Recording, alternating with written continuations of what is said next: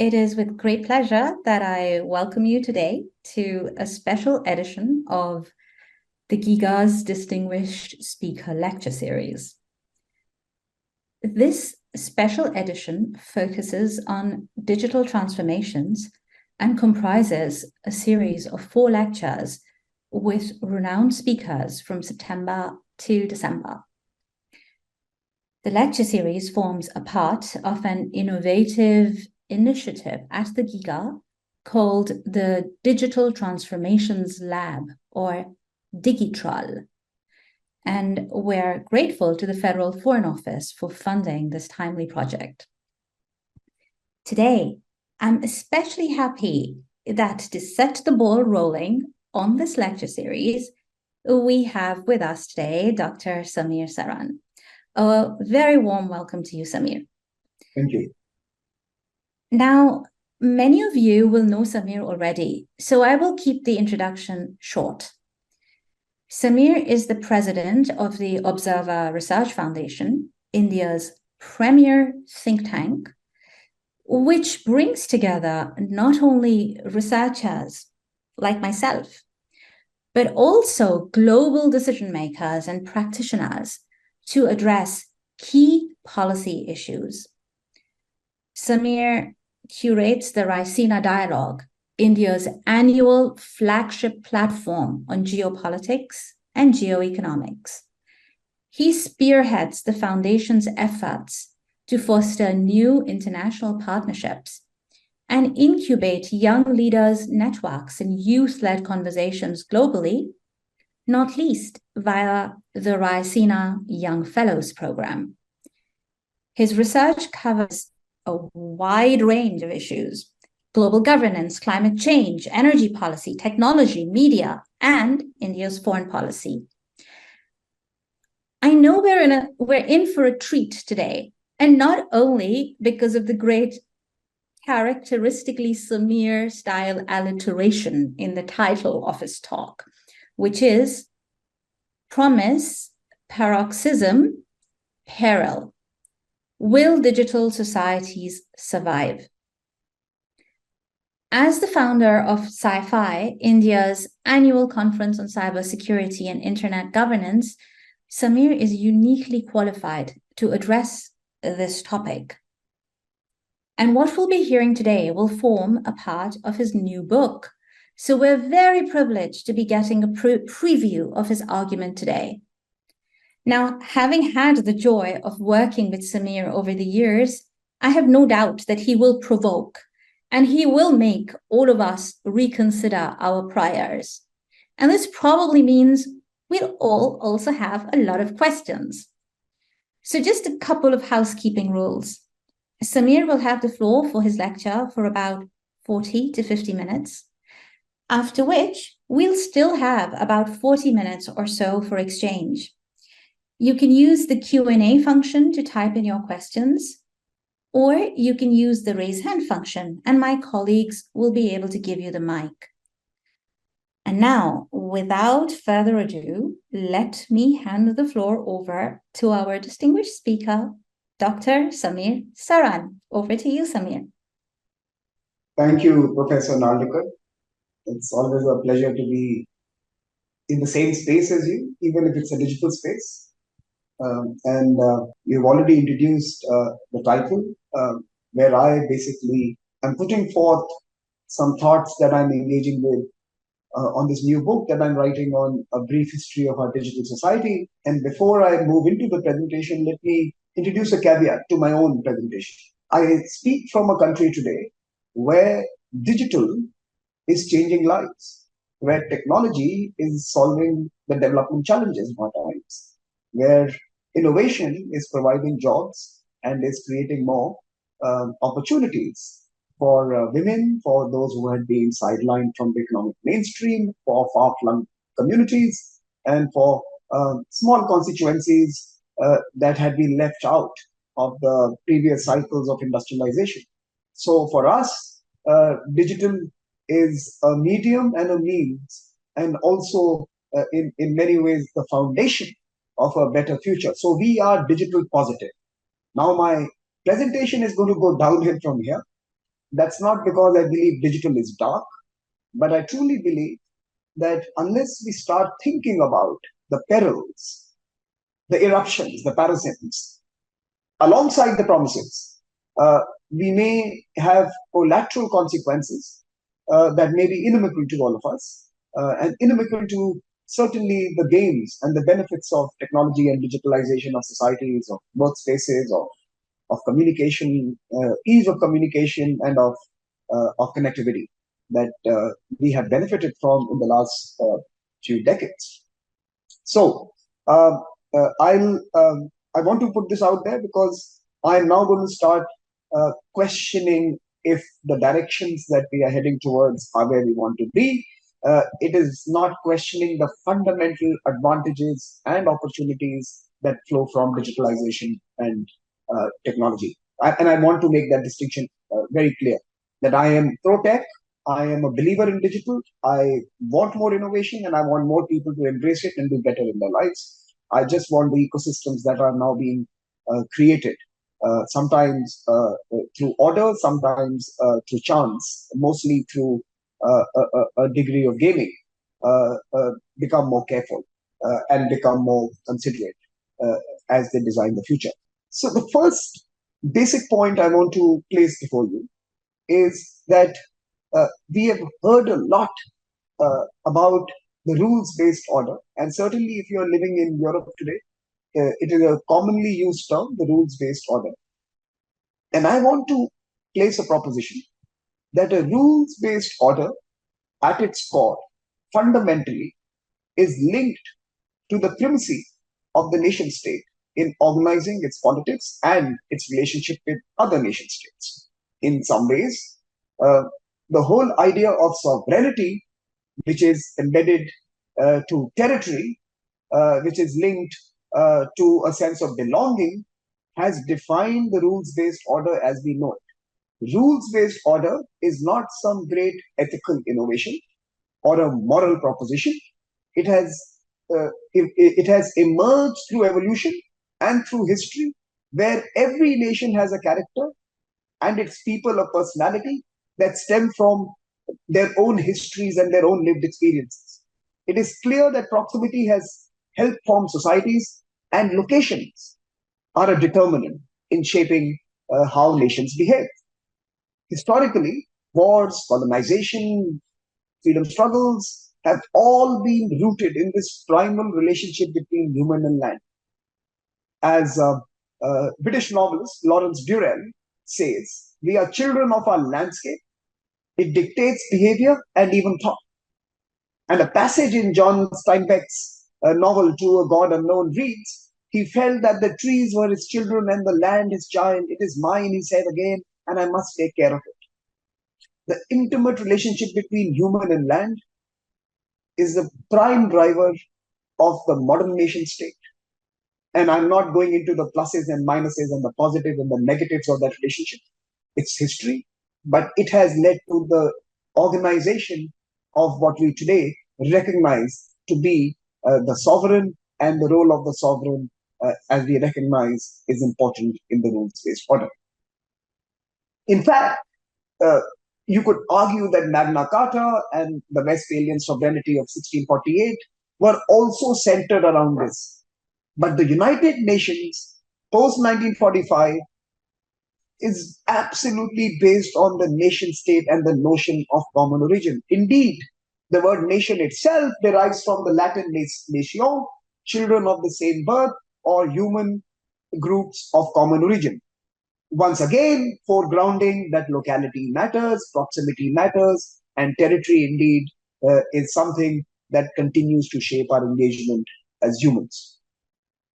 We are birds of feather who flock together, and we constitute citizenship of nations. Now, of course, people have critiqued it, and there are enough writers from Michael Foucault to Samuel Huntington to Francis Fukuyama to even Jared Diamond. And, I've listed them because I think these are good books to read.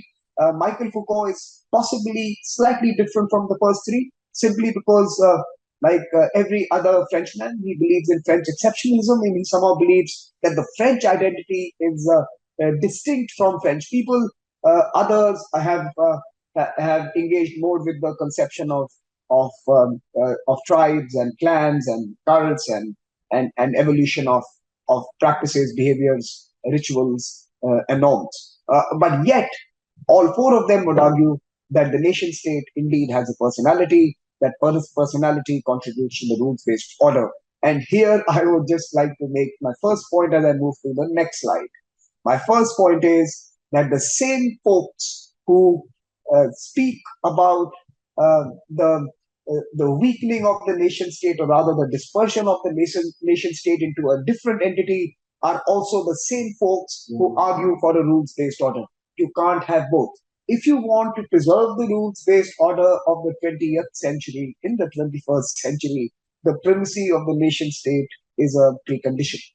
Of course, you could seek a different rules-based order where the nation may not be the single most important unit, and we will have to knock our collective heads and come and try and discern what that arrangement might be and who the interlocutors would be instead of the nation state that sometimes is elected democratically, sometimes seizes power, and in other times is managed through a more a small club or parties, or in the case of China, for example, the Communist Party, who have their own processes of throwing up leadership, sometimes opaque, mostly non-transparent.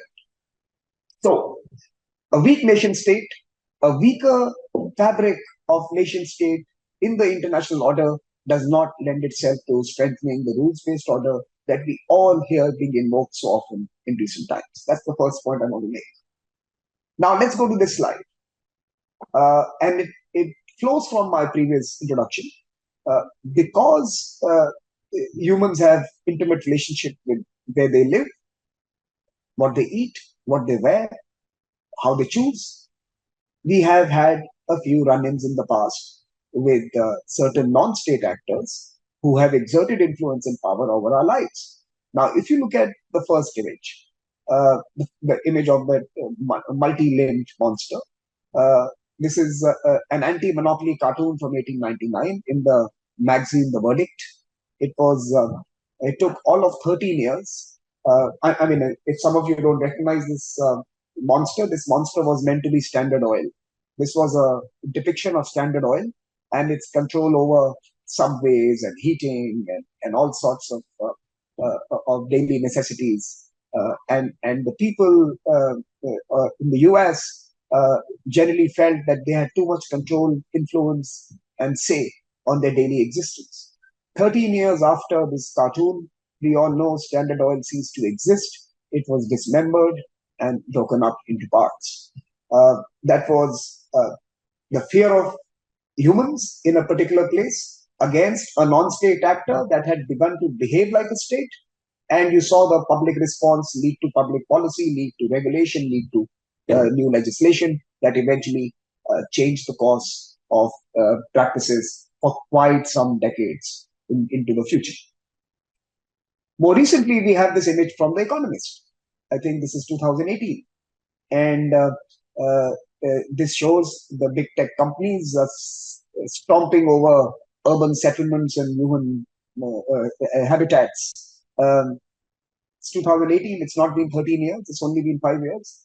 They are all still there. They haven't been taken to task. They haven't been dismembered. Their monopoly continues to shape our lives. I would argue that while Standard Oil controlled a degree of your energy and transportation requirements, the tech companies today decide who you date, what you eat, what you wear, how you vote, in fact, how you think. Sometimes we believe that we are making the choice. Sometimes I think it's the coding and the algorithm that decides for us. They have far greater influence on our daily lives, on our choices, on how we respond, what we respond to, who we believe we are, and who we should engage with. And yet, I still see a degree of lazy response by regulators and by the public to this very large monopolistic presence in our everyday lives. Now, I want you to actually place this against the map of the world. Now, the images that The Economist has invoked, Google, Facebook, Amazon. And I'm not wanting to single them out, but this is the image by the economist. It tells you something quite frightening. While this may be about American companies, their influence is not restricted to America, unlike Standard Oil. And in that sense, in the digital space, in the cyberspace, in a borderless world, big tech boardrooms are today influencing behavior around the world while being only accountable to the jurisdiction of their incorporation. They operate across borders with impunity, with scant regard for laws and constitutional system of other geographies, and more importantly, without any cultural considerations. American style free speech is unacceptable in Europe and certainly is restricted in many other parts of the world as well. Excuse me. In India, we have reasonable restrictions where it was generally thought wise, being such a heterogeneous society, not to poke each other in the nose or in the eyes all the time, and to build a citizenship of care where we would actually be able to empathize with those who have different experiences than ours. Excuse me.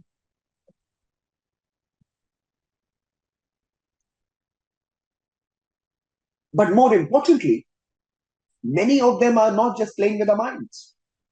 They are also providing us with the utilitarian needs of our daily lives, again with zero accountability. And I'm going to come to that a little later. But uh, our existential services are also dependent on many of these tech platforms and private companies. And I would argue that in many ways, codes and algorithms have replaced pin codes and cosmopolitanism that defined the previous century. In fact, I would argue that cosmopolitan living has died on the altar of our digital world. We are less cosmopolitan, we are less global, we are less heterogeneous. We are all being pushed into chambers, silos, and boxes, courtesy the codes that appeal to us most. The choice, the difference, and the celebration of diversity is a disappearing trait in our daily features, in our daily existence. And this is the new feature of our digital life. Something I'll come back to again, but I just want to leave these two images that big monopoly 125 years ago versus the monopolies of today. Where are we headed as a world? And I really have to apologize for my cough. I'm just recovering from a flu. I did not want to miss this lecture, so bear with me. Next slide, please. Before I come to this particular conversation, I want to mention something that Einstein had once warned us about, and I quote him: "It has become appallingly obvious that our technology has exceeded our humanity." And this is a very, very important line. The point of my book that I'm writing, of this presentation that I'm making, is for all of us to start thinking about various aspects and implications of our engagement with technology. The big tech carved world is becoming unrecognizable. Conventional global systems of check and balances are being upended. The center cannot hold, and in many ways we have ordered anarchy. The golden age of innovation, the golden age of tech societies is only possible if we witness a golden age of social sciences. Social sciences, and this is what Einstein said, that technology has exceeded our humanity. In practical terms, innovation is being focused on far more than social sciences. We are funding startups more than we are funding institutions like the GIGA and other research centers to produce social sciences that problematize and understand the implications of innovations that are erupting all around us. So in a sense, as a person from the think tank sector, with an academic bent, it is also my plea through this presentation and book that let's invest more on thinking about things. Social sciences need to really produce frameworks that can manage our engagement with our technology future. Now, this slide talks about coding. And, this is a very famous Lessig saying. Lawrence Lessig famously mentioned code is law, where legal codes crafted by democratically accountable lawmakers often became the way we used to live. But today, software developers are upending, challenging, and sometimes disregarding the codes that we draft, the laws that we create, the judicial systems that uphold them. Let me give you a simple example. In summer holidays, when we, in India of the 1980s, a rather modest country with very small per capita, very sparse per capita income, we used to get pocket money. We all used to go and buy one of the famous 5 detective books, one, because that's all we could afford. And there used to be plenty of them, a dozen of them. So we would all game the system. 12 different friends would all buy one book. We would read that book and then pass it on to the next person. And we would, by the end of the summer holidays, we had read all the books and we had only paid for one. That was a fair use exception in the Copyright Act, that if we were not making money by lending the book to someone else, we were allowed to do it. That's allowed. That's legal. In fact, non-commercial use of anything that you acquire that may have been produced by someone else was something that was permissible under law. But when the coders decided to move to the digital space and the book became the ebook, that ability to lend your book at no cost to someone else has disappeared. The fair use exception that you were allowed of lending without income has been taken away. In fact, in my book, I could copy the images in that particular book and I could produce it as my summer assignment. I could use quotes and I could actually take photocopies and paste it in my scrapbook. I could sometimes use the pages in my scrapbook. That book belonged to me and I could have multiple ways of using it. Once I reached the ebook, everything permitted to me by law has been taken away. Code is law. Now the coder is the lawyer and the judge. In fact, it is so scary that the coders also decide who you love. If you are on the app economy and you are using that to find your partners, it is the coding and the algorithm that helps you find. It is also life. In many ways, they tell you how you should be looking. What's the acceptable shape of a human body?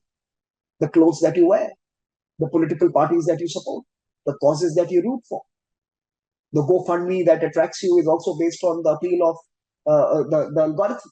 And in many ways, we have moved when code, which was a script decided by the people of a particular nation or community, has been replaced by the coders who are now writing the script for life. And I think that is something that we should all be thinking about for 2 reasons. One, is this something that is acceptable? And should the practices of life be decided by the convenience of capitalism? So that's a big question we should be thinking about. And second, can the practices of one place be acceptable in geographies that have little cultural affinity to those practices? Because it is the same Instagram everywhere. It is the same social media platforms that operate across the world. Are we seeking to homogenize the world? Because we are not succeeding. We are making the world more tribal today than it ever was. People are finding refuge in their identities rooted to the localities, simply because they find an intrusion that is unacceptable. And I'll come to that a bit later as well. So let me conclude this particular slide by saying that pin codes have been killed by coders, and the age of cosmopolitanism is dying in the altar of digitalism. Cyberspace and digital space more broadly has become the theater of tribalism. Next slide, please. Now, this is my favorite slide because I'm going to refer to perhaps an author who has influenced my thinking the most in the last 3 decades. John B. Thompson, Media and Modernity, A Social Theory of Media. Now, this piece of writing was a response to the age of the broadcast media. It was not relating to the explosion we have seen since. It's not to do with the social media world, the Facebook world, the Insta world, the Google world. This was having televisions in your bedroom or televisions in your drawing rooms and what it was doing to us as humans. This book was about that. But everything that he has written or spoken about in that context perhaps has greater resonance in the time that we live in. And I want to, I mean, I seriously urge all of you to read it. It's something that really resonates with me. And if you're quirky enough, like I am, you will enjoy it.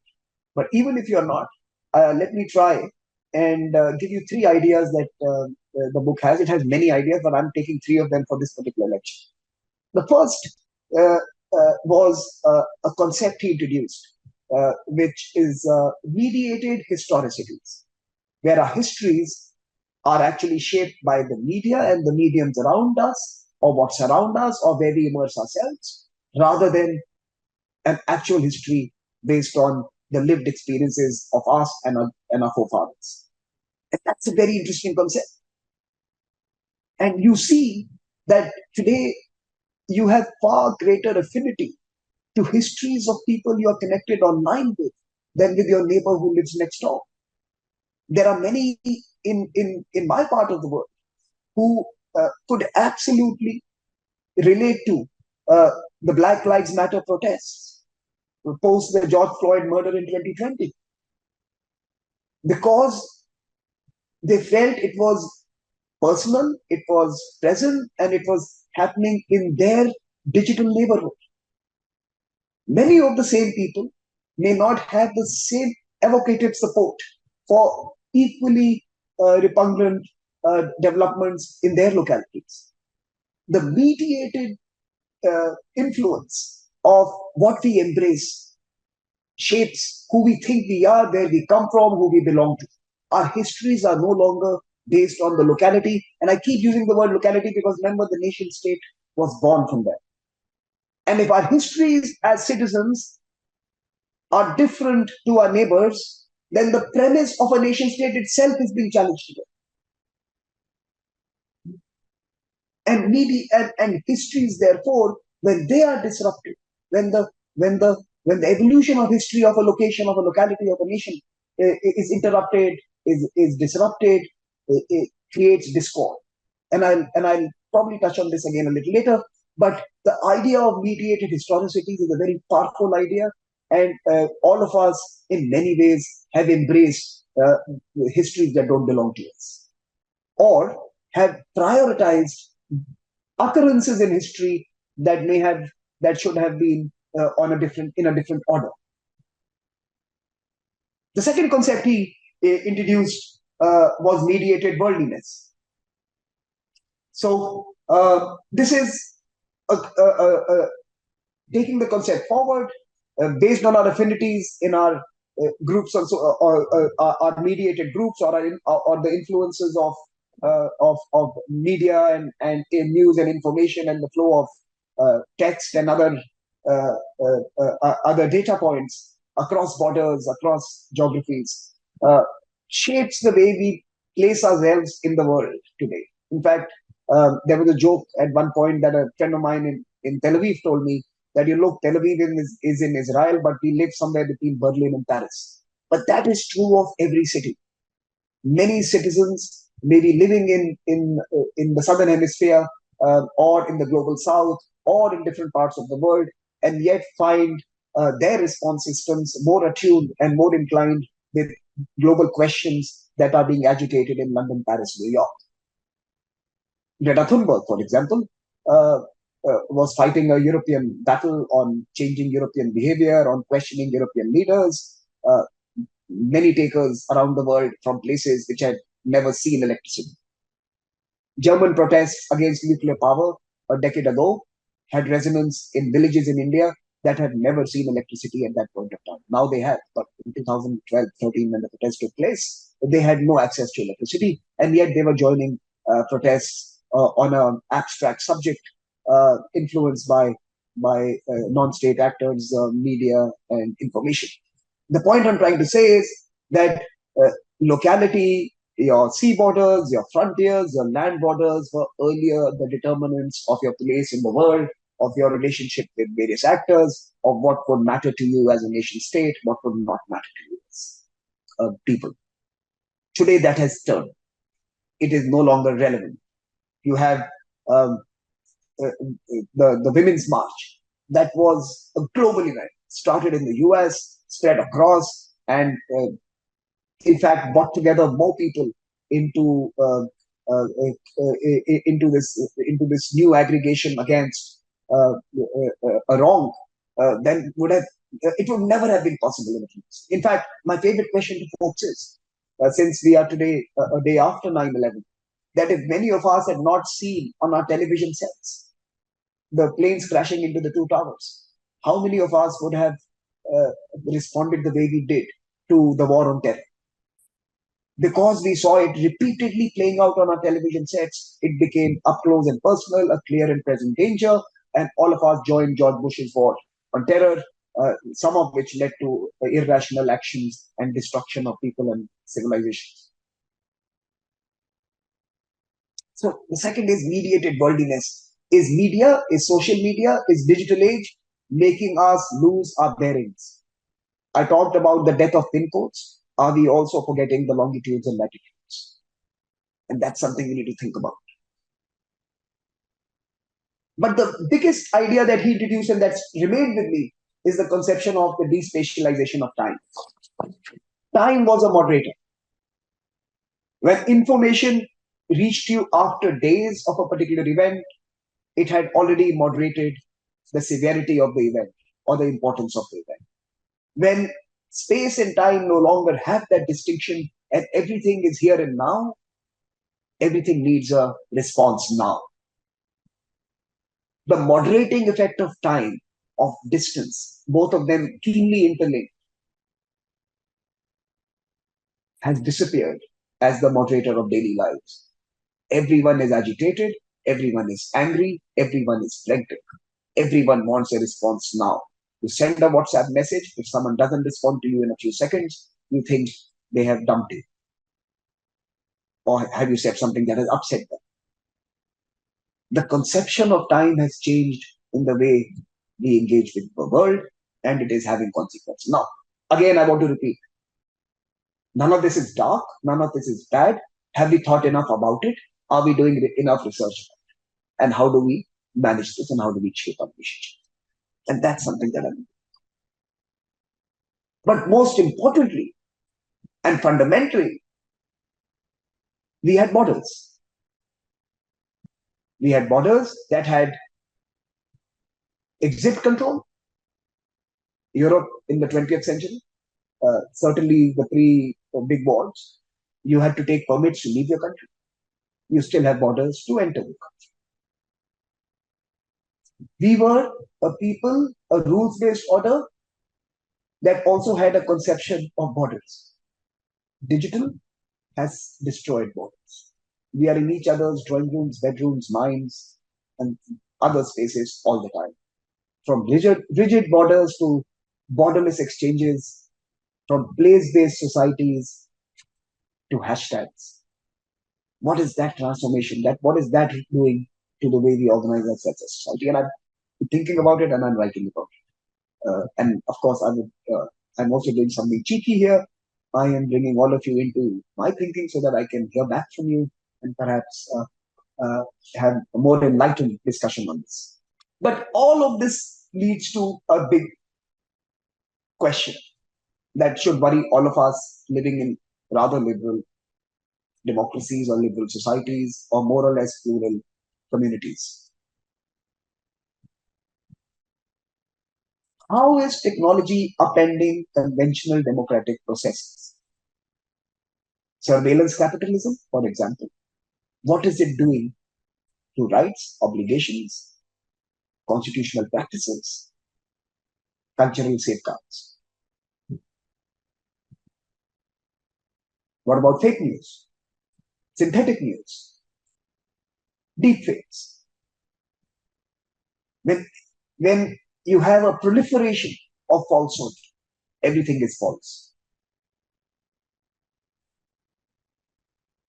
Or the battle has been restricted or rather been limited to whose falsehood can be amplified more. It is no longer about truth prevailing. It is about the loudest lie prevailing.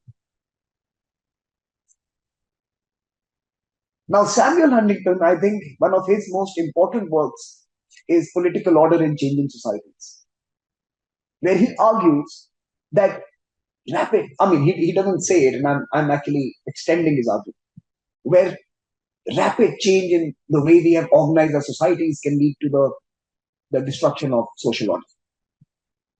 And what he does argue is that democracies find absorbing rapid change far more difficult than authoritarian systems. And I think that's an interesting point, that we keep hearing all of us repeat to ourselves that no, democracies are more resilient, they are more capable of responding to change, they are more adaptable, etc.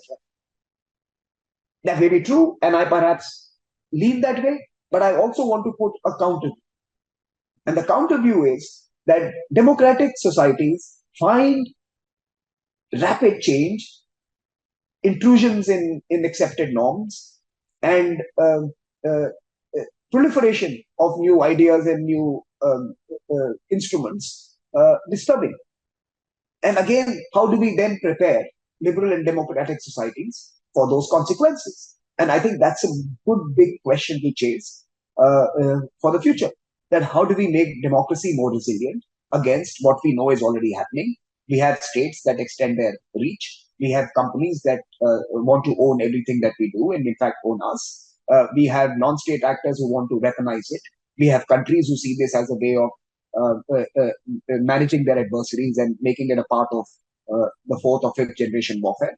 And how do democracies protect themselves? How do we protect ourselves from wolf warrior diplomacy on the one hand, but also a non-reciprocal digital exchange on the other hand? The Chinese come and play on social media. They come and tweet. They interject themselves into our debates. They pass comments on our leadership, on our civil society, on our business leaders. Can you go and do that on the Chinese Twitter, on Chinese media? Reciprocity was a fundamental building block of a rules-based order. If the Chinese closed an American embassy in Beijing, the Americans would close the Chinese embassy in Washington.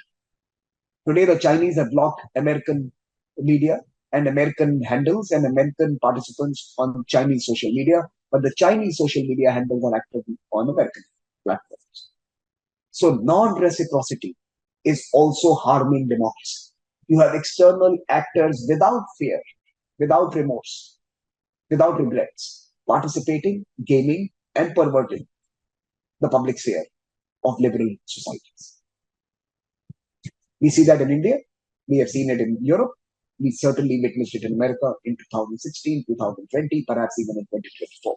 Next year, US, America, the EU, UK, and many other parts of the world, literally half of the free world is going for elections. Brace yourself. If you are worried about fake news, wait for 2024. Next slide, please. And all of this, in the end, leads to a systemic, and this is not polarization of Republicans versus Democrats or left versus right in India, in Europe, in America. No, I'm not talking about that polarization. I'm talking about a systemic polarization where you have othered half of the citizens of a country into the unacceptable category. This is deeper. One of the panelists I was sitting with in a recent discussion said that please understand that in 2024, America is heading for a car wreck. Half of America is not going to accept the president. This is now a much deeper societal system of polarization and therefore a dysfunctionality. So there are a few books that I've mentioned here, which I think are again critical to understand polarization, fake news, and what it does to democracies and political systems. If you have time, do flip through books. So again, this is something that I wanted to flag, that the Uncivil Agreements, a book that I've highlighted here, argues that activity on online platforms show that voters are fundamentally rational and motivated by self-interest, but will go to extreme lengths to protect their own identities and attack the identity of others. So there is rationality even in the identity-based politics that is being fought up. And that is something very, very, very disturbing. That rational arguments are superimposed over old identities to fight battles that had in many ways been settled a few hundred years ago. And we see all of it coming back in the digital avatar. So try and click through these books. Interesting thoughts for you, something that would perhaps evoke certain write-ups and research from those who are attending this. The next slide, please. At the end, the tail is wagging the dog. Our instruments, technology, and the digital medium are no longer the medium. We are the medium. They decide, and we play it out. McLuhan had said the medium is the message. The medium is no longer the message. Medium is the actor. And in many ways, as different geographies and different countries develop their own platforms and their own digital ecosystems, there will be a platform war. There already is. You want to onboard the largest number. We want to bring in African countries into the fold. We want to bring in Asian countries. Let's bring the Europeans in. Let's bring the Americans in. We have a scramble for victims so that we can extract national power, weaponize their data, and influence the world to agree to our world, to our way of thinking. So platforms become the actors, and we are merely the resource and the raw material. So again, I'm just leaving this with you. The tail is wagging the dog. The streets are deciding the politics. Leadership is surrendering to populist sentiments across the political spectrum. It doesn't matter left, right, center. You have a strong mobilized campaign and you see leadership flip. So there is a surrender to the street, and the medium, the tail is wagging the dog. Next slide, please. Now, why am I interested as an individual? Fundamentally, when we set about organizing our societies, we recognized from our experience as Homo sapiens and then as more evolved modern day beings that we needed certain things that were essential. Our physiological needs, our safety needs, we needed a degree of belonging, we needed self-esteem and respect, and we needed some spiritual self-actualization, right? This is Maslow's theory of human motivation. All of us have read it. I don't think he conceptualized the pyramid as it is. That was not his doing. That came much later and become far more catchy in the digital age. But we all have dealt with these questions. And there was also in this hierarchy order. The people that we elected were responsible for providing our physiological needs and our safety. Love of belonging was both. It had a community aspect, but it also a personal space, but it belonged more to the individual. Esteem was actions and responses and recognition, which could be workplace, not the role of the state, could be family, not the role of the state. The state was distant from the top two, self-actualization and esteem elements of motivation. The love and belonging was a mixed zone. Safety and physiological needs certainly was the responsibility of the state. Most constitutions around the world have structured their obligations around providing utilities, food, education, health, etc. in this manner. First, human motivations have changed. Two, those who provide for it have also changed. Many of the needs that I spoke about have today been digitalized, and provided by the private sector, whose boardrooms are not accountable to us. In a different world, a big tech company boardroom, the chairman should have been elected by the communities that they serve. Accountable boardrooms is not just a buzzword. Accountable boardrooms is essential if the social contract that we all have entered into as we are born, the system that we sign on to without having an agreement shown to us, demands a degree of accountability for us to accept. And that's again a feature of the rule-based order, the relationship between the citizen and the state and the enterprises. And that is fundamentally being altered. Let me give you an example. In the age of the factory floor, Fordism, you had the unions, and the unions had collective bargaining powers. You could argue for salaries, you could demand better working standards, insurance, etc. In a dispersed workforce where your office is your mobile phone, there is that union now. How do you do collective bargaining? How do you demand better salaries? How do you seek better insurances? What do and you're seeing eruptions, right? You're seeing disruptions because of this. So you see unions gang up against Uber in many parts of the world, or other shared economy platforms are facing similar challenges in their own in different geographies. So you are seeing the social contract of the past needing a new model for the future. The individual is most implicated, and hence we have to be absolutely a participant in how the digital world is unfolding. I'm giving you two books, one by Zuboff on surveillance capitalism, other on informocracy, which is democracy in the information age. Excuse me. But let me just conclude by saying that if social media is going to be the place where people's need for love, belonging, self-esteem,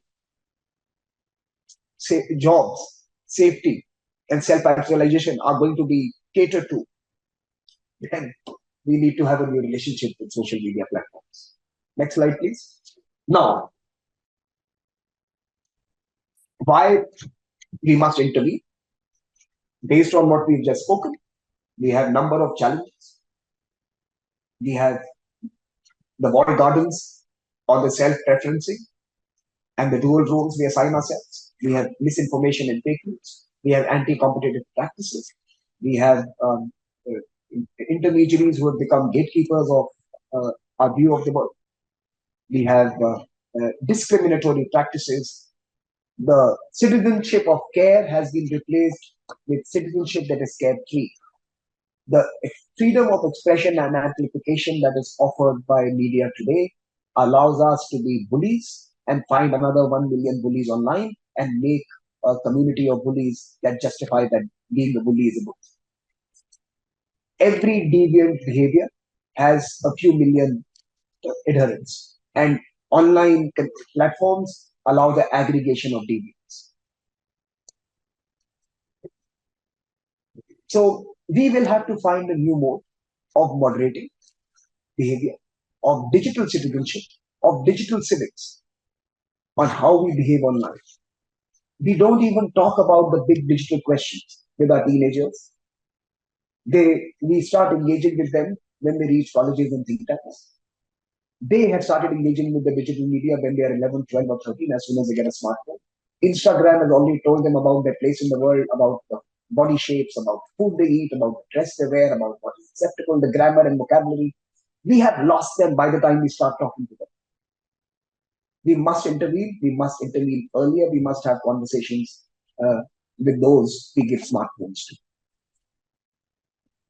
Now, let me give you an example from recent times as I reach the last two slides. First, when we were all facing this terrible pandemic a few years ago, life-threatening, people were losing lives. Even at that point, and I know the process was not perfect and we could have done a better job, but even at that time of great emergency, we put the vaccines to 3 stages of testing before we allowed them into our arms, into our bodies. People complain about the processing now, and I'm not going into the debate there. But all I'm saying is that even when we had grave and serious threat, we had 3 stages of testing before we allowed it into our bodies. Do we need to think about something similar for technology as well? Singapore, for example, has now mandated that AI and all future tech has to go through certain sandboxes. I say that maybe we need 3 stages there as well. That we have a sandbox, we have a city level testing, and before we have, and finally, a commercial introduction. The, the age of technology evangelists and cowboy regulations, very permissive legislations should be behind us. We should have learned from what we have experienced in the last few decades, and we should now start thinking about ways of moderating the negative spillovers of introducing new technologies into society and into our middle. Next slide, please. Are we responding? I think we are. Are we responding fast enough? I don't think so. We know that GDPR was a direct response to uh, surveillance capitalism and gaming of individuals' data and privacy. And we saw a muscular, robust European proposition. Again, there are pros and cons, and people have complained. But I would argue that on balance, it was on the right side of history. We have this time India proposing digital public infrastructure, where wealth creation cannot be the preserve of just a handful of big digital businesses, but has to go down to individuals who can build value for themselves. So they have uh, created, so India has proposed, and most countries, in fact, the G20 has supported the idea that we need, like we needed roads and highways and railroads in the past, where everyone could, which everyone could use to ferry themselves or their business ideas or trade. We need similar digital public infrastructure where we don't have gatekeepers and toll charges. So again, the world is responding. We also have national legislations on privacy and accountability of social media companies. From Canada to Australia to EU, the Digital Services Act. We have plenty of national responses where countries are taking on. For example, France has the Google tax. Every time France is broke, it taxes Google because Google has certainly broken some law or another. But uh, uh, these are still national responses, not necessarily a collective uh, assessment of a framework that contributes to a rules-based order. These sporadic and limited interventions by rule makers around the world are in some ways undermining the rules-based order, not strengthening it. So we need to have a conversation as a global community as well. Now we know that the United Nations is incapable of having a conversation that can lead to um, productive outcomes. So maybe we should be thinking about smaller groups. Maybe the 80% of the digital societies, countries that in many ways comprise of 80% of digital societies or 70% of digital societies can come up with norms, can propose certain behavior. And because of the sheer size of that population, we can get others to sign on to it. I don't know the answer, but when I was in the Global Commission a few years ago, we decided to use the norms route. Can we propose norms? Can we make them attractive? Can we get others to sign on to it? And thereafter, can we arrive at an international law that everyone is at peace? But sometimes we also have to use the markets. Like, can we make it beneficial to defend privacy? Can there be incentives for a private first business model? Today, the incentives are to breach your privacy. We have to change that. We have to flip that model around. So we have to use market tools, regulatory tools, legislative tools to respond to something. And like I said, 2018, you saw the Economist photograph right at the beginning. If Standard Oil took 13 years, we now only have 8 years left before we have to do something. Otherwise, we'll have to take drastic action. Next slide, please. And I want to end with what I've just said through this presentation, the fundamentals of the rules-based order and how is technology disrupting, strengthening, weakening, challenging these fundamentals. Um, can we have a weaker state and weaker states and a stronger rules-based order? What would the composition be? How would non-state actors participate? And how would non-state actors be responsive and responsible to not only the geographies or the communities they represent, but also to those who live in different parts of the world with different cultural contexts? Eminent domain. We know that the state had interventionist powers when it came to the world that was linked to land. Can we have the eminent domain concept even in the digital space? And finally, is the UN outdated? Is the UN Charter sufficient? And do we need addendums there? Or do we need a new UN Charter for the digital age? Because most countries recognize that rights of citizens have not remained static. They have expanded in the digital age. The preservation of the rights have been enfeebled and weakened at the same time. And this is the state of the individual where we should have bigger and greater rights and we have less means to protect it. That's why I'm interested. Thank you very much. Okay, thank you very much, Samir, for that. That was really a tour de force. You gave us so much food for thought. So I mean, I've got extensive notes over here, and you started off by making a very convincing case, and you ended with that too, on the importance of the state and state capacity to be able to regulate this. This also has huge implications for fragmented states and fragile states. There's also a question of what kinds of strength the state has, right? And that's where some of what you had to say about democracy, where you didn't talk that much explicitly about authoritarian states, but the advantages that they do perhaps offer and how democracies can compete with that. So there are different kinds of strengths of state, right? And there are different kinds of links between between state power and companies. You were very convincing in showing us how pervasive the problem is, right? And so your beautifully put point on code is law, love, and life, right? It's that pervasive. I think many of us at the Institute and in academia in general you really spoke to us where you talked about how there's investment going into tech, but there needs to be a lot more investment going into the thinking behind this, right? The social sciences behind this. You covered, and I enjoyed your talk very much in terms of how you covered some of the technical, but also the political, the social, the legal, but very importantly, the ethical dimension. So there are questions already coming in. Let me just start off by asking you one question, and maybe we collect a few. I will ask people attend. I already see one hand up. Others who might want to put their hand up, please feel free to do so, and you will get the mic.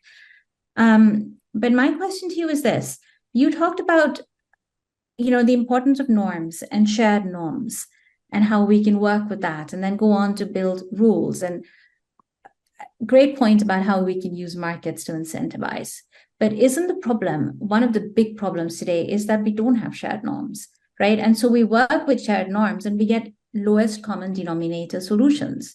And then you talked earlier on in terms of, the problem of non-reciprocity, right? So even if you were to get reciprocity from a country from a jurisdiction that does not share the norms that I think you hold dear, because I'm guessing this, you didn't say it explicitly, but it was implicit in terms of in terms of what you talked about, the problem of diminishing democracy, right? So you get reciprocity, supposing from a jurisdiction with very different norms. What use is that?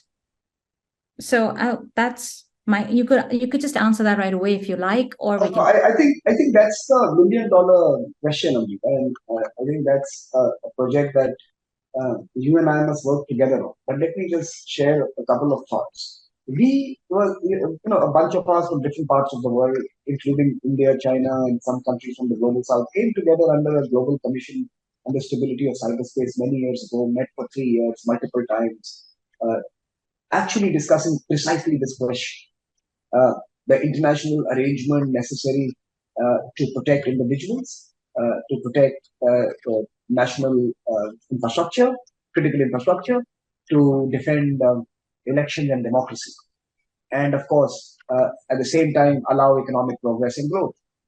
You have the China model, create a great firewall everywhere, don't talk to each other, close the internet and limit it to within your own territory. And that's one answer. But if you want to have an open and free digital world, what could be the ways of preserving, and it can't be perfect, preserving citizen rights, democratic frameworks, and most importantly, cultural diversity. And that's equally important because many a time we skate over the whole notion of cultural diversity as if that is something that is a given. the homogeneity, and we would all progress to being one culture. That's not true, right? Now, the answer to that question for me at that particular point of time was quite apparent, that we have to have broad principles which become norms, not prescriptive principles that should ideally be national laws. And I think that's the distinction that we should continue to retain and maintain. Many times, those who are promoting norms are actually advocating for much more prescriptive legal solutions. Normative solutions have to be principle based and broad. For example, there's freedom of expression in the US, there is freedom of expression in the EU, and there is freedom of expression in India. The EU and India freedom of expression and treatment and assessment and conduct is far more alike than EU and the US and India and the US. Both of us have restrictions on what we can and cannot say, and where and to whom we can say and what we can say. So you see that there is a broad principled acceptance that we are free societies. And I'm now not talking about Guardian and New York Times writing about, Trump is good or someone is bad or India is good or bad. I'm not going into those sporadic self-flagellations and the commentaries that all digital societies must have or all democracies must have to continue to remain on the path. I'm talking about the broader picture, that we have three different democracies where two seem to have more common assessments of what the norm on expression should be versus one. But it doesn't mean that it makes America less or more. The point I'm trying to make here is that broad principles are important, and within that, cultural context matter. And norms therefore have to allow the flexibility for different societies to come up with frameworks that are consistent with their lived experiences. Now, obviously, over time, we are going to find that many countries are going to shift, move, change. And a broad norm allows that as well. So I think rather than prescription, it has to be principles that norms should be based on. I'm sorry if that was a bad answer, but we all struggle with this very fundamental question that you asked, Professor. No, that's very helpful. Thank you. Let me ask the mic to go to two colleagues who've got their hands up. Dr. Gautam Chakrabarti, who's joining us from Berlin, and Joaquin Maquera Alonso, who's coming from Argentina. Over to you, Gautam. You have the mic, Gautam. I think you have to just turn it on. Team GIGA, have you given him the mic? Yes, there you go. Can you hear me now? Yes. First of all, thank you, Professor Narlikar, for the kind invitation. And thank you, Dr. Saran. That was a very exciting talk. I emphatically agreed with almost all your propositions, but that apart, the emotional and human agreement apart, there's certain interesting takeaways from what you said, and I briefly want to mention a couple of them. So this point about the dichotomy and the sort of disconnect between conceptualizations of nationalism and the nation-state mechanisms as have been given to us from a largely West European, Euro-American intellectual constellation. So the theorization, apart from Partha Chatterjee's book, of course, to a large extent, the theorization of what constitutes nation states and how they interact with each other is very Euro-American. And I totally agree with you that the same forces, largely speaking, loosely speaking, liberal, democratic, liberal LIO, upholders of the liberal international order, also have problems with, internationalism when it is seen as weakening the control of the Euro-American nation state. Now, my question is, do you think emerging powers, and I mean, there might be debates about whether India is an emerged power or is an emerging power, but emerging powers like India, rapidly emerging powers like India, which are ultimately strong, quite strong nation-state mechanisms, and as an Indian person, I would say justly so. might find themselves at odds with the conceptualization of new internationalism from the liberal international order. So my question is this only a question of gatekeeping in terms of who decides what is internationalist and what is nationalist?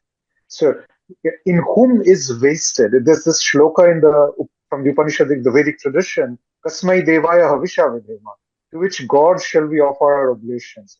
Who are the gods of this gatekeeping of nationalism and internationalism? And how can India challenge them within the liberal international order, within the liberal democratic space? And a very brief second comment, if I may, very quickly. Very briefly. Okay? Very briefly, please. Yes. Okay. Thank you so much.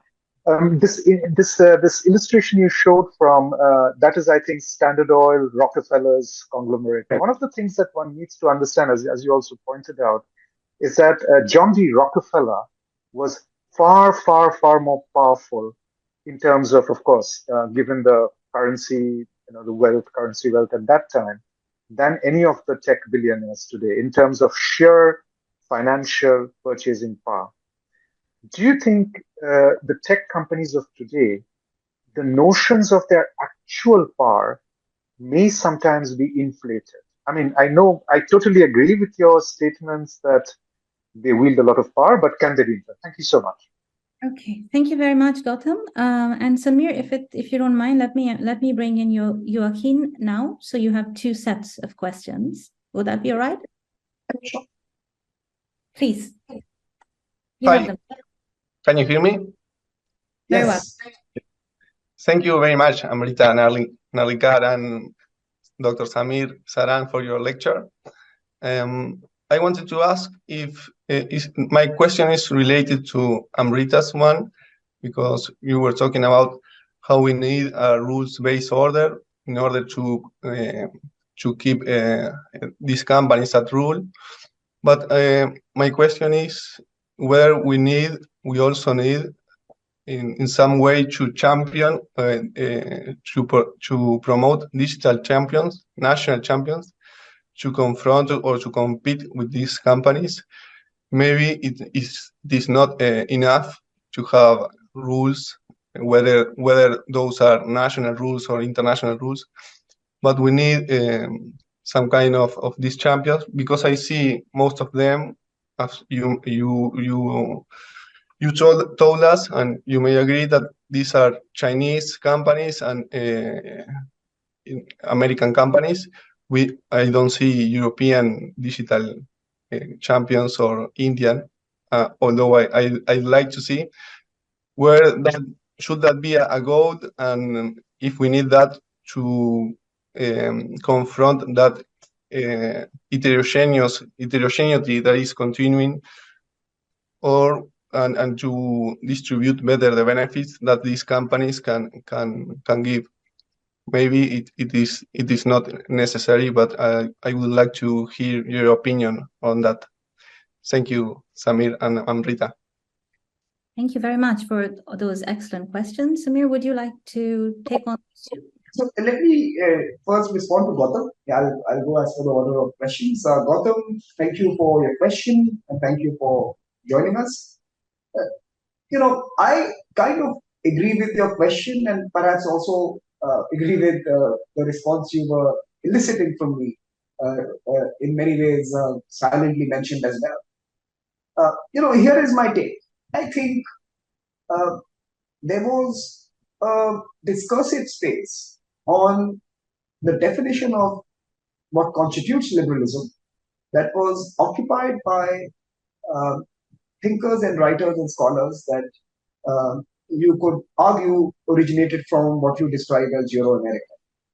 And it was a proliferation of thinking and proliferation of writing and its mediation and its mediated dispersion around the world that somehow made it seem that liberal or democratic living was a Western idea. In fact, I think the first fundamental falsehood that must be removed is that there was anything liberal in the Greco-Roman city-states, which are seen to be the progenitors of modern Western democratic living. in some of the works, and I think we have a series of articles coming out, and Amrita and others are contributing to it. Something that some of my colleagues and I have been working on more recently. One could argue that India's conception of dharma, uh, which is a few thousand years older than the earliest writings on Western democracy and Western liberalism, was as robust as the Constitution of Great Britain, which is also an unwritten one. Dharma was the unwritten constitution of a time where liberalism was arranged by practice and by conduct, and where the ruler and the ruled were subject to the same laws and the same punishments and incentives. But where do we see literature around that? Where do we see discourse around it? Where do we see the proliferation of those experiences and the chronicling of that and making it more available and accessible to everyone around the world? So I think institutions like ours and yours and Amrita's must, in many ways, invest in bringing out the lived experiences around these liberal societies that predate uh, the earliest conception of liberalism in Euro-America as you describe it. But I don't think it's a competition. I think idea and ideologies are no one's monopoly. So it is equally true that there are many instances of good governance and best practices that have emerged from other parts of the world. Many of them maybe in the Middle East today, in West Asia as we call it. Some are in other parts of the world, including East Asia. So I think the monopoly or the monopolistic proliferation of Western liberalism is unlikely to make it a global project. If you want global liberalism has to be actually seen to be owned by all. It is not something that is an alien project that comes from outside. So it is also in the liberals, the self-appointed liberals' interest to actually make that project a reality, to actually work on teasing out the experiences and experiments that took place much earlier in different geographies and make them more accessible and available. So I think we need an effort to make this a global project, an effort to make this a global ethic, liberalism. And if it is seen to belong to a particular country, then it will be treated in the same way as the big tech platforms are. So I think it has to be seen to be what it is, which is universal, that emerged in different geographies, and that and whose date is linked to the establishment of societies in different parts of the world. So you have cultures that are older that have more experience on this aspect than others do. And that is simply a matter of evolution. And there is something that we overlook, and we make this a profound new invention that happened along the way. And I think that needs to be dispelled. Investments in our own research. You have study centers for India in many parts of the world. Some would argue under budgeted, understaffed. Others would say some are doing well. But I think India needs to have an India center also. I think we need to invest a lot of more of our own resources in teasing out our own experiments with existence and society and modernity and other concepts and theories. And we need to invest and do that as well. So I think countries need to invest in understanding where they come from so that they know where they are going. History does not repeat itself, but as someone said, it certainly rhymes. And we need to understand where we come from so that we know where we are headed. To Yogin's question, national champions, national rules. Look, I have a different take on this. First of all, just from the point of India, people underestimate the most prolific and most powerful platform of billion plus people that exist in India. It's called the UPI, the Digital Payments Platform. We have a billion plus people transacting 6x of China in digital transactions on a daily basis. We have built the world's largest financial platform. India today is a country that is obsessed and focused on lifting people's lives to standards of living that are acceptable, that are what they deserve. We are working hard to solve the development challenges. For us, platforms that allow us to increase livelihood and incomes are more important, that make banking and formalization of the informal economy possible are more important. And India has invested and built population scale platforms there. So our health stack, our vaccine portfolio, our our banking and payments portfolio, they're all bigger than most of these big tech companies that we talk about, right? I'm sure when India reaches this stage where it has $10,000, $15,000 per capita income, and now we want to gossip and chat, we will create a chat platform as well, which is $1 billion plus. But till such time, all of us in different parts of the world, Brazil, Kenya, and others, depending on our development priorities, we are building population scale digital platforms. They may not be of use to the Western world, but they are certainly critical for our evolution as a nation state.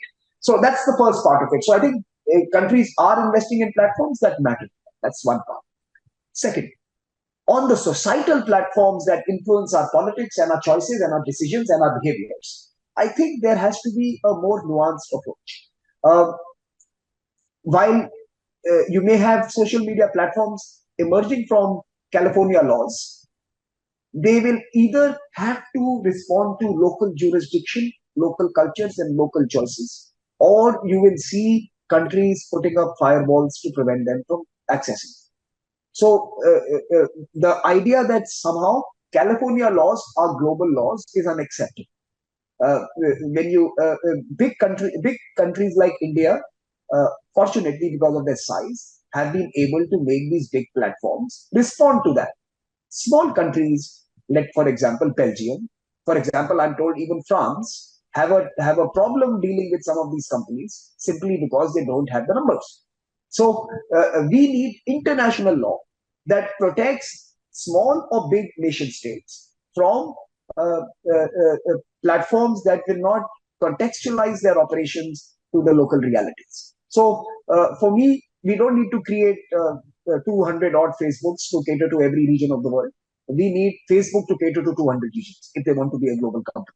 And there must be an international agreement that this is it. You cannot have the lazy algorithm designed for California apply to Kanpur. That is unacceptable. So algorithms in Kanpur must respond to the sensibilities of Kanpur, including its law and legislation. So Kanpur is a city in India, just for those who don't know that. So I think it's a mix of both. Invest in platforms that matter to you and make platforms cater to your conditions, laws, and legislations. Okay, thank you very much. Those are very rich answers, Samir, and I was so happy to hear you make the reference to dharma and other varieties of liberalism besides the ones that we're told are the standard ones and the Western ones, and that was music to my ears. There are some. Let me just now summarize a couple of questions, some really interesting questions that are there in the Q&A. So the first one, and we have 9 minutes left, so you pick and choose on what you want to answer, Samir. So there's one from Mr. Villaran, who had several, but let me just raise one. Thank you for your questions, Mr. Villaran. The one that I'm picking is, who is to blame for empowering the big tech companies? Are we facing a huge problem created by the people, citizens, the media, and those who promote market-based rationale, whatever the cost? So that's the first question. The second question is by Ravi Nayyar, who is joining us from Australia, and who is also one of our guest fellows in the Digitizing project. And he's saying, given that code runs the world, including the social platforms that influence how we think, as well as the DPI that serves hundreds of millions in India, do you feel that software security receives the attention which it deserves from policymakers? And he's also making reference to the G20 high-level principles on this and the Quad joint principles. But I guess he's asking you about, is this enough? What more? And I guess he's taking you in the direction of what's missing, what should be done. And then we've got Dr. Torsten Kaske from the University of Mainz, who is also guest fellow on Digitral. And he writes, thank you so much for your inspiring talk. I'm currently writing on the history of social media myself. So this was very interesting. How important is the geographical or geographical cultural origin of a lot of our social media, rooted in Silicon Valley tech culture with its American ideas, such as framing cyberspace as a frontier with all the settler colonial implications? How important is this? And how might understanding it contribute to solutions? Thank you. So I know we are approaching 6 p.m., so I'm going to try and keep my answers brief. Who is to blame? Look, it's easy to say we are all to blame. That's an easy answer. It's like answering the question, who is to blame for human beings struggling with diabetes? Everyone is to blame. We eat wrong, we sell wrong, we have bad regulations, we have companies who make money out of our diabetes, we have companies who make money out of fighting diabetes. We have people who have made money while giving us diabetes, right? So the easy answer is everyone is to blame, which is true, which is a truism. But I think the responsibility of care belongs to a certain section of our society. And I think our regulators have failed us. I think the pace of innovation, the pace of technology growth has outstripped the capabilities and the competence of institutions that were meant to regulate them. Our regulators never even got technology. But equally important, the companies failed us. Let me give you an interesting tidbit I was privy. I remember someone asking Margaret Vestager, the gunslinger from EU who took the Wild West, who took the big tech companies in California on. Someone, I think it was her or Maritia Shake, who was again one of the MEPs who was currently in Stanford. I remember someone asking them that, do politicians get tech? Do they understand technology? Which is a valid question. And I wish they did, because we could have better legislation and better regulation. But the answer was equally impressive. The answer was, do the technologists understand politics and society? And I think it is dangerous for us to send out coders without making them more aware humans of their implication on society and on politics and on people around them. Our education system has failed us. So I think there are two challenges here. Our regulators, they didn't have the competence and capability to keep up with the innovation, and our education system that produced coders, but not coders who served humans. And I think that's the two big flaws in our current thinking. People who enter certain colleges or who enter certain courses, who enter certain sectors, do it for making money. They want the unicorn, they want the $1 billion, and they want to move on and get a boat and live off a coastal city in Greece. They don't care what they have done to various other parts of the world. So I think educate better, legislate better, regulate better. We are not all to blame. Many of us are victims. So that's the first answer. The second answer, software. Look, it's a fundamental question for us. We were always, a basic human mind is that hardware is the acquisition, software is the add-on. That's how we think about things. That we are buying the Mercedes Benz, but its electronic systems is a new feature. It's an add-on to the basic car. Whether it's refrigerators, whether it is laptops, whether it is mobile phones. We have always seen software as an add-on, as being soft part of the transactions that we do. I think we need to relabel it. That is the tough ware, that is the hardware, and that requires security. I think the way we have labeled it leads us to give it less importance. We are always more interested in exporting the Apple phone to each other. Oh, we are going to export $14 billion this year of Apple iPhones. Great. Have we thought about what is moving inside the Apple phones? What is happening with the OS, which is actually going to produce far greater degree of wealth and value to certain geographies around the world? Is it secure? What does it do to the data of the individuals who are engaging with that? What are the laws and norms that they adhere to? So I think, Ravi, you are absolutely right. Software has only now begun to get some attention. It is still not part of the main conversations. Because of the China threat, I suspect in the next 2 to 3 years, and because hardware and software is now so embedded into each other that it is difficult to have distinct treatments of both, 5G, for example, or 6G thereafter, you will have to attend to the software questions. And that is why you see the Quad statement on software security, or you see the principles of software security in the G20. Because they are now deeply embedded into each other, software will finally get the treatment that hardware used to get, the scrutiny that hardware was placed under. Even now, can you imagine that you have apps? The app economy is absolutely unregulated. America is still debating whether TikTok should be allowed or not. It's amazing. So, Ravi, I don't know if that's a good answer for you, but I think that's my answer. Software was labeled wrong, and it is being treated wrong, and it is the proverbial um, soft spot of societies, liberal societies, certainly. And finally, Silicon Valley culture, frontier culture. I think I alluded to that in my talk. California laws have sought to carve the world into a new digital space. Uh, California culture is not even something that rest of America agrees with. In fact, the battles you're seeing within America are profound, and it tells you that it was the frontier settler pioneer culture from California that in many ways influenced how technology saw itself as people who would build a new world, people who would build a new future, people who will build a new future with a new ethic. And they set out to do that. And they have disrupted societies, they set aflame countries by that action.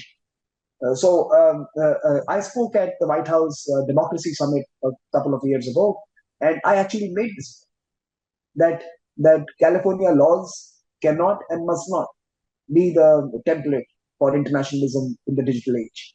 And we require far deeper conversation within America. For me, the innovation capital of the world, which is the United States, is zero at regulation. The regulation capital of the world, which is Europe, is zero in innovation. We have this big problem. In Houston, we have a problem. Innovators cannot be regulated, and regulators don't know innovation. And the world is suffering because of this geographical gap between where innovation happens and where regulation takes place. We are all victims of this big gap. If we can move Margaret Vestager to America for a while and give her the ministry there to regulate the big tech, it might be useful for all of us. Sorry, that was just an aside. That was fantastic, Samir. Thank you so much. We could go on, but all good things have to come to an end, and so must this session. But we look forward very much to continuing to engage with you. Thank you for leading some of the conversations, the urgently needed conversations on this topic, Samir. And I know that many of us will also look forward to your book.